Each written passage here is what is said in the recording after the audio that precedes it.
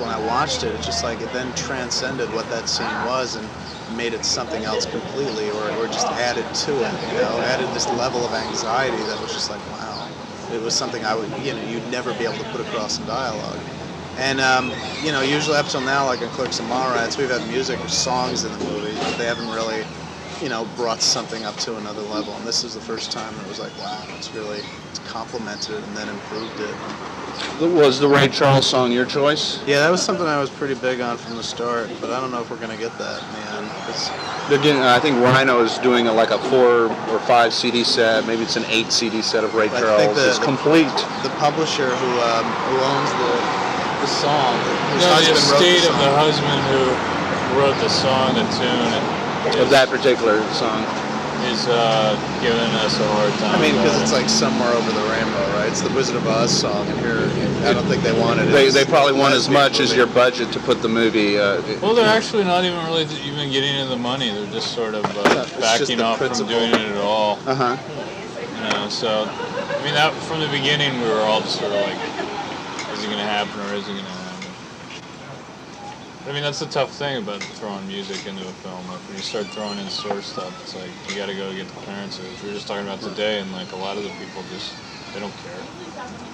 A lot of people could care less whether it's in your film or not.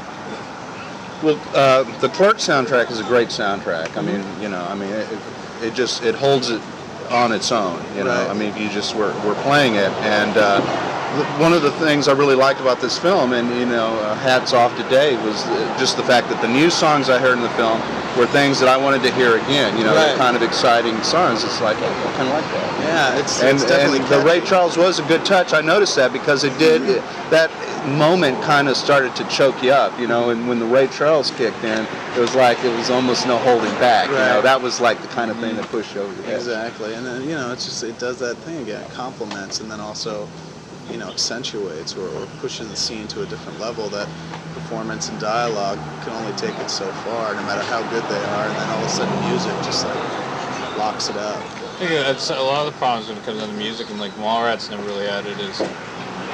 In Clerks, we're going through the music, a lot of it did, is like sometimes it's hard to match the sensibility of the film with the music. And it's sort of, with Mallrats, basically it was like an all alternative punk rock bunch of songs, and that's not who we are, and that's, it doesn't really capture the sensibility. It's too like over here, and it kind of like with this one, it has Dave really got in there and did something that the movie does, is do something different as opposed to doing the obvious.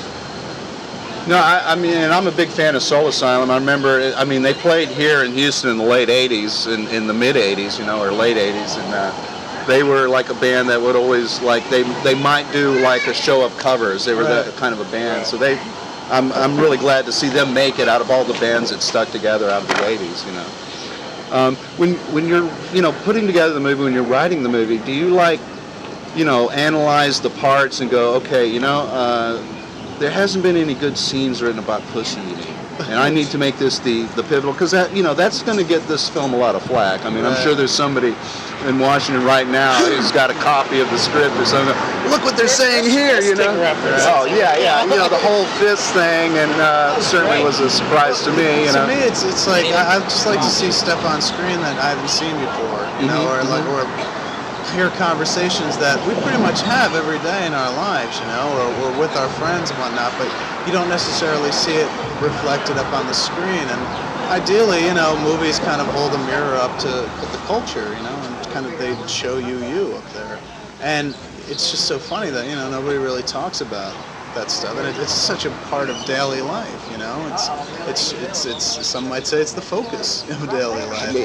We're all driven by one thing or another, mostly one thing, So, to me it's interesting to see it up there, and also you don't want to just do it for the sake of being graphic, so you mix it up with humor, because it is, it's funny. It's when you talk about it with your friends, it's funny. There's a time to be serious, there's a time not to be, and when you got a bunch of people sitting around a table talking about eating out or eating chicks out, and one of them's a guy and one of them's a girl, it's just like ripe for humor, and it was just I like the idea of of doing it like as the scene in Jaws where the guys sit there and compare their scars, and that's why I was just like, wouldn't it be funny if they were sitting there comparing scars they got from eating girls? So.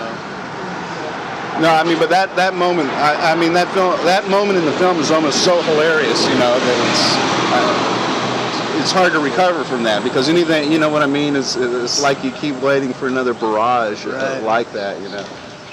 But yeah, one for a movie. that's well, even the scene at the convention at the beginning with the black character. Yeah. Has he been in your other films, or no, Dwight, the actor. Okay. No, it's the first time we worked with him. No, that was really good too, you know, because you don't know where that's going, and then he turns out to be, you know, a fairly realistic gay character. Right. You know, I mean, so you're certainly not going to get any flack from people going unrealistic gay characters. Right. It was, you know, I met Dwight through a friend, and I just thought he was really great. I was like, I gotta write this guy a part in a movie, man. So I just happened to be starting to write Chasing Amy, and I remembered Dwight, and I put him in there. So you mentioned that you almost fell asleep during Star Wars and Empire Strikes Back, obviously. So are you going to go out and see Return of the Jedi? No, I'll go see it. Empire I was wide awake for. Like I said, it's such a great movie. But Return of the Jedi is, it's good for the first half hour, and then it starts to go downhill. It has that chase through the trees, which I thought was incredible. But. So and plus, now I've seen like the other two in re-release won't be complete until you see the third one. But oh yeah, I'll be there with bells on. I think, I'm a little more anxious to see Howard Stern's new movie than... Right, I haven't seen that one either. Yeah. I did see this film this morning, Love Jones. Did you see that? I've heard about it. I saw a trailer for it. It looked funny. Did you like it? I like parts of it. I mean, it had good writing, and it's kind of similar to your film in the sense that, I mean, you have all these characters, and, obviously there's two people, male and female, who are going to get together and kind of fall in and out of love throughout the movie. But at the end of the movie, it had this 1 year later thing. And I thought, here's a chance for the film to redeem itself, because your film, see, that was so perfect about it. It was like realistic. You always bump into the other person, a year later, 2 years later, and it's always the grim realization of life. It sucks for everyone equally. And in this movie, that's like in 2 minutes they were hugging and they'd kiss and they'd gotten back together, and I thought, awful. And I think. New Line is kind of in a position where they have a bunch of movies that appeal strictly to the urban market, right. and they're trying to strictly market them like that, but they made this film like it was kind of, just about every other film about neurotics in love, Right. I mean, people had no visible means of support, but yet they had, great houses, Right. I mean, I don't know anybody who lives in a house that big who's a photographer looking for work, Right. So stuff like that, and then the 1 year later, and they get back together, and it's just like, But I mean, the film had some good writing in it, and obviously the trailer seemed funny. Like the trailer had some good lines to it, and what struck me is like, wow, it's a black film like I've never seen before. It's not an urban gritty shoot 'em up, and it's not about the hood. It was about couples in love and stuff, and it's not like that was the good part about it, but it did tend to concentrate. I thought it was going to be more of an ensemble piece at the beginning. It did tend to concentrate on the one couple, right. And it really had nowhere to go after a certain point. It's a little disappointing. I'll bear that in mind. No, I think you would be a good movie critic just from seeing some of the stuff that's in, like I'd like to see, Kevin Smith pop up on CNN or something, give us the lowdown on Return of the Jedi or, Empire Strikes Back, because, there aren't enough filmmakers, I think, that actively go to films, but you seem to be kind of along those lines, and you're going to be in Austin this weekend, and, Richard Linklater's real... even before he was a director, he had this thing, the Austin Film Society, and they have one event a year where they raise money, and then they show free films every Tuesday afternoon. And of course, they got a base of 50,000 people going to school there at UT, right. which is a little bit different than most major cities. But he strikes me as somebody who's constantly putting back into the system. Always, have you met him before? Or? Yeah, Richard was the guy who, basically I saw Slacker and I wanted to get into filmmaking. I was like, wow, if this guy from Austin can do it, why can't I do it? And so I did get to meet him with Clerks because we share a lawyer, and also the guy that represented our film represented his film. So I met him through our friend John Pearson, and he was a great guy and stuff. Older though, struck me as odd that we were 22 at the time or something, and he was in his 30s or almost 30, and there was definitely an age gap there, but really, really nice guy. And so you're going to be on a panel with him, and they've got Tarantino and Rodriguez and Mike Judge, the guy that does Beavis and Butthead. That to me is like a powerhouse. I've never seen a seminar of that many, people in the same genre of filmmaking. It'll be interesting. Yeah, I was kind of pleased to hear about it myself. And actually, it's like, I've met all of them except for Mike Judge, but we've never really, because I was on a panel with Robert once, but I was never on a panel with Quentin or Richard. It's gonna be interesting to see what gets thrown at us, and I'm sure Quentin will dominate the panel with lots of chatter, because that's what he does best. He's evidently a real Austin homebody. He did his own private film festival there. He's evidently got lots of copies of 35mm film, and he was showing like double bills of Burt Reynolds films and right. This film March or Die. And I should have just taken my vacation in Austin last year, because that's. We got to rock, guys. Let me get a few words on. You have a website that you maintain, or I'm somewhat of a webmaster myself, but obviously it's www.viewskew.com. Okay, that was at the end credits. Right, of the film, it was at the end right? credits. It's really, if you like the films, it's a great website. But you yourself update the content. The content remains pretty much the same, but we have a board, like a www board, and people post questions, and I get on there usually twice a day and answer questions. So you stay really tightly in contact with people, the people who keep you where you are, more or less, the fans. And we're actually having a screening for the hardcore people who are at the board every damn day. Like in mid-March, back home in Jersey, we're throwing a screening of the movie. Oh, really? Oh, yeah, because AFI, I think, is doing the silent films that they're running with their video streaming it.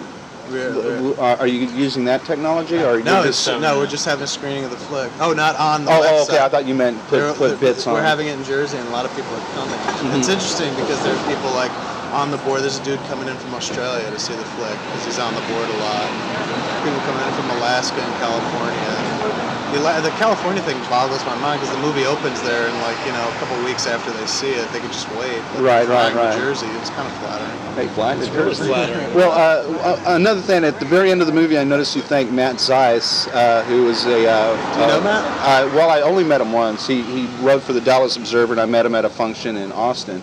And I know that paper either folded or he works for a paper in New Jersey, right? Well, yeah, and he writes for the Ledger sometimes. He writes for the New York. I was just kind of curious because, like everybody else, film critics obviously are egomaniacs, and I'm wondering, how does this one guy get, in the end of he had written a really great review of Mallrats, and it wasn't even a great review of the movie, but he had written a very insightful piece on the movie. And it came at a time when, up and down the boards, everybody was just bashing the film, and he took the time to actually go into why he didn't think the film didn't work and what did work about it, and then also went back and took a look at Clerks. And he was saying, the thing about them is if you scrape away the attitude and the cynicism and the language and the jokes, they're both two just very sweet movies about guys that really, really want to fall in love.